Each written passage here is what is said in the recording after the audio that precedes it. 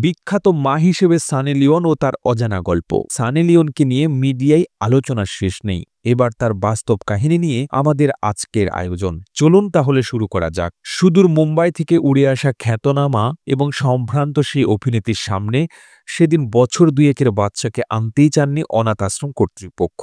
কেননা বিগত ২ বছরে অনাথ আশ্রমে দত্তক নিতে আসা পরিবারের মধ্যে প্রায় ১২টি দম্পতি ওই বাচ্চাকে দত্তক নিতে রাজি হননি। কারণ ওই বছর ২ কন্যা শিশুটির গায়ের শ্যামলা রং এবং তার শারীরিক অসুস্থতা ছিল দত্তক না নেওয়ার প্রধান কারণ। সেদিন দত্তক নিতে আসা বাকি দম্পতিদের সাথে লাইনে দাঁড়িয়েছিলেন সেই অভিনেত্রী ও তার স্বামী। নিজেদের পরিচিতির কারণে কোনো রকম অতিরিক্ত সুযোগ সুবিধা তারা নিতে চাননি। শিশুদের ঘরে ঢুকতেই প্রথমেই চোখে পড়ে ঘরের কোনায় হাতে একটা ছেঁড়া পুতুল নিয়ে খেলায় মত্ত এক ছোট্ট রাজকন্যার উপর।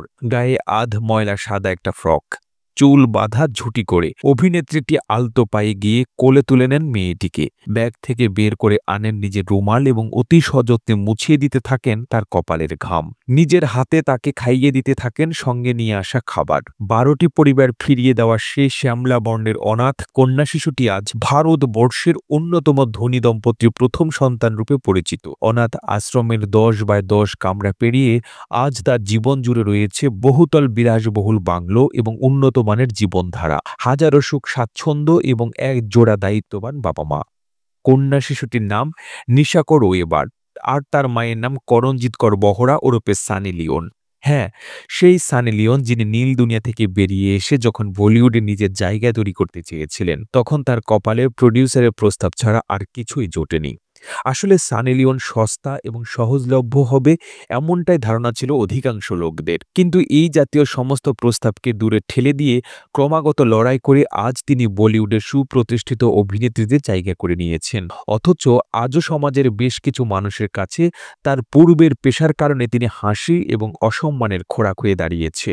কিন্তু সেই সানি লিওন নিজের আয়ের প্রায় ২০% ব্যয় করে দেন বহু অনাথ আশ্রমে আর হাসপাতালের চিকিৎসার জন্য। মুম্বাইয়ের বহু পথশিশু তাকে মা বলে ডাকে। বহু অসহায় বৃদ্ধ বৃদ্ধার দুবেলা পেটের খোরাক যোগান দেন তিনি। জীবনের বিভিন্ন সময়ে নিগ্রহের শিকার হওয়া প্রায় ৩০০-এরও বেশি মেয়ের পড়াশোনার সামগ্রিক খরচ চালানোর পাশাপাশি মুম্বাইয়ের বিভিন্ন হসপিটালে প্রায় ৫০টিরও বেশি ক্যান্সার বেডের গোটা বছরের সমস্ত খরচ বহন করেন তিনি। আজকের পুরুষতান্ত্রিক সমাজে সানি লিওন হলেন সেই মহিলা যিনি আজ অবধি হয়তো নিজের জীবনের প্রত্যেকটা সিদ্ধান্ত নিজে নিয়েছেন, তা সে ক্যারিয়ার সম্পর্কিত হোক কিংবা ভবিষ্যৎ।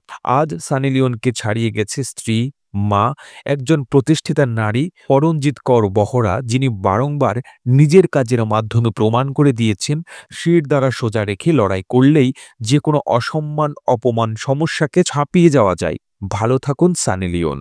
প্রতিবেদনটি ভালো লেগে থাকলে আপনার ফেসবুকের টাইমলাইনে এখনই শেয়ার করে রাখুন। সেই সঙ্গে বিশ্ব বাংলার ফেসবুক পেজটিকে ফলো করুন ও বিশ্ব বাংলার ইউটিউব চ্যানেলটিকে সাবস্ক্রাইব করুন। আর আপনি বাংলাদেশের কোন জেলা থেকে এই ভিডিওটি দেখছেন আমাদের কমেন্ট করে জানান। আমরা পরবর্তী ভিডিওতে আপনাকে ধন্যবাদ জানাতে ভুলব না। এতক্ষণ বিশ্ব বাংলার সাথে থাকার জন্য অসংখ্য ধন্যবাদ।